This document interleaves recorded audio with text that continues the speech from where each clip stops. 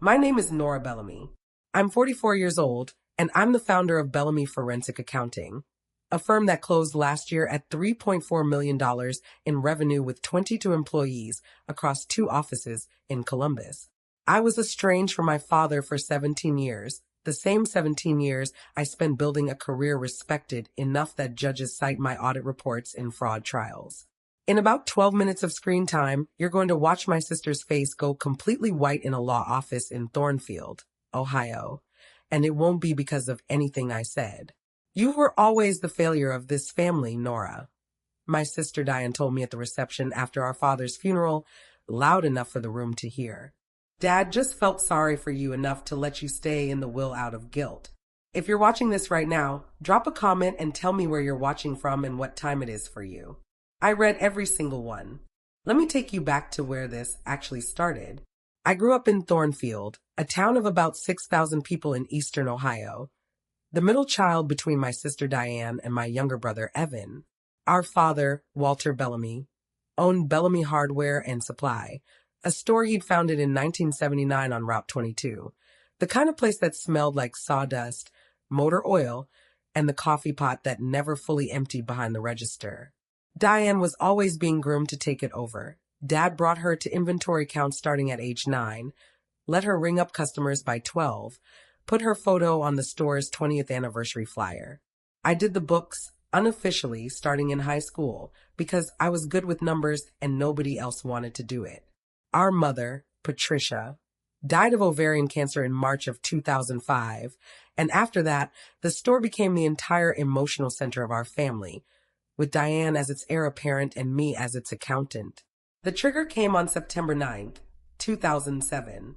I was 26, working part-time as the store's bookkeeper while finishing my CPA licensure, and my father asked me to adjust the inventory valuation on the financial statements he was submitting for a $180,000 expansion loan. Inflate the numbers by roughly $60,000 so the bank's collateral ratio would clear. I said no. Not because I didn't want the store to survive, but because falsifying records for a federally regulated loan is bank fraud. Full stop. And I was 3 months from holding a CPA license that this could have ended before it started. I told him exactly that, standing in his cramped back office with the space heater humming and a calendar from the local feed supplier still turned to April. He didn't raise his voice. He just said, "Then I guess you care more about your little rule book than this family's survival." Diane, who'd overheard from the doorway, said nothing to defend me. Within a month, my name was quietly removed as an authorized signer on the store's accounts, and I wasn't invited to Thanksgiving that year or any year after. I didn't cry in that office. I remember feeling unnervingly calm, like the floor had shifted, but I hadn't. I finished the reconciliation I'd been working on, put it in a folder, and drove myself home. My dignity, at least, stayed intact. What got me through the years that followed wasn't my family. It was a senior partner named Thomas Reyes at the Columbus accounting firm where I landed my first real job in 2008. Thomas was the one who told me 6 months after I confessed the whole story over a late night closing out an audit, the people who cut you off for having integrity were never going to be the ones who valued it later, either. Build somewhere they can't touch. He sponsored my forensic accounting certification and became something like the father figure I no longer had access to. Year 1 on my own, 2011, I billed $52,000 doing small business forensic work out of a shared office space.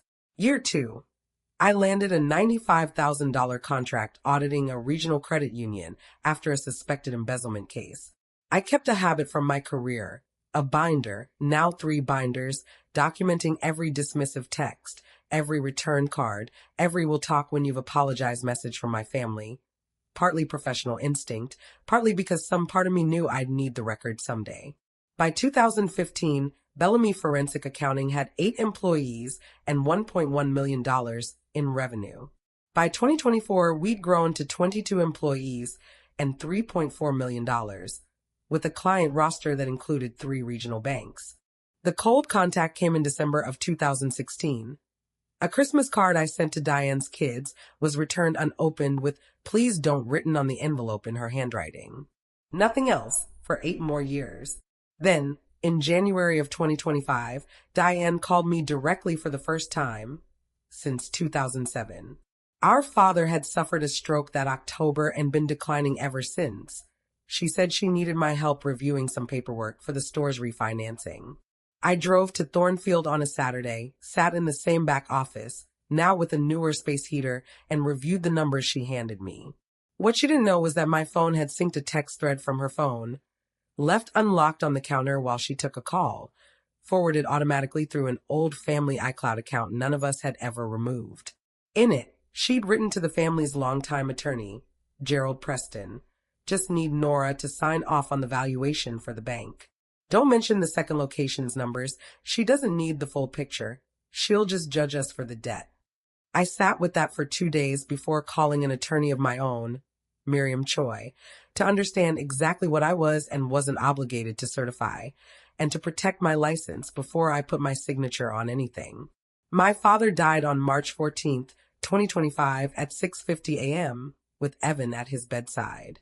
The funeral was March 20th at First Congregational Church, and the reception afterward was at the house on Larch Street, the same kitchen where I'd learned to do the store's books at 15. That's where Diane said the line about me being the family failure, in front of roughly 30 relatives and family friends, holding a plate of my aunt's deviled eggs like the conversation was nothing. 4 days later, we sat in Gerald Preston's law office for the will reading. Me, Diane, Evan, and Diane's husband. Gerald read the will we all expected first, drafted back in 2009, which left the store and most of the estate to Diane, with a modest $15,000 to me and Evan each. Diane's shoulders relaxed. Then Gerald opened a second envelope. "Your father amended his will on November 2nd, 2024, he said, for months before he passed, while he was still of sound mind. I have the capacity evaluation here if anyone wants to see it." The new will named me co-executor alongside Evan, established a $215,000 trust funded quietly over 17 years from a percentage of the store's profits my father had redirected without telling anyone, and included a sealed letter along with the original 2007 ledger book, the one with my handwriting and his initials on the September entry where I'd refused to change the numbers.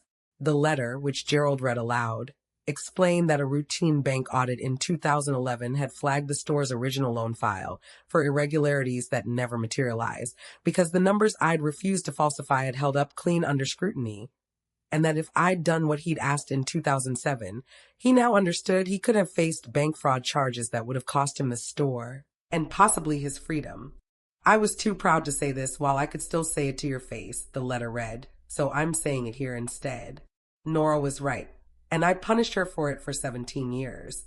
Diane's face did go white, exactly as pale as I'd known it would from the moment Gerald opened that second envelope.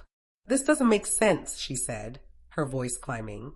"He's manipulating things from the grave to make you the hero. Did you push him into this? Were you visiting him behind our backs?" I hadn't been, and Gerald confirmed the amendment had been initiated entirely by our father, through Gerald's office, with no contact from me at all. I didn't raise my voice. I just set the 2007 ledger on the table between us, open to that September page. "I don't need to argue with you, Diane," I said. "The books never lied. That was always the whole point." For one moment, something cracked in her. She pressed her hand to her mouth and said, quietly, "The second location isn't profitable. I don't know how to tell anyone that. I didn't want you to find out because you'd have been right about that too."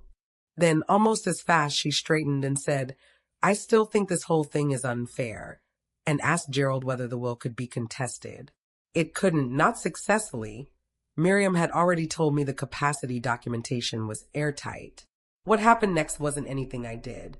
The second hardware location closed in August of 2025 under debt Diane had taken on without consulting anyone, exactly the kind of decision the 2007 loan had once nearly enabled. Evan, who'd stayed quiet through all of it, called me in September, genuinely shaken, and said he was sorry he'd never once stood up for me at any Thanksgiving in 17 years. We've had dinner 3 times since. I haven't fully let Diane back in, and I'm not sure I will. But I left the door open for Evan, because some doors are worth leaving unlocked even after everything. Here's what I actually believe. After all of it, being right doesn't protect you from being punished for it, not right away, and maybe not for a long time. But the record you keep, the honest one, the boring one, the one nobody thanks you for at the time, is still the only thing that survives every version of the story someone else tries to tell about you. If this hit close to home, drop a comment and tell me which part landed hardest. Hit subscribe, share this with someone who needs to hear it, and I'll see you in the next one.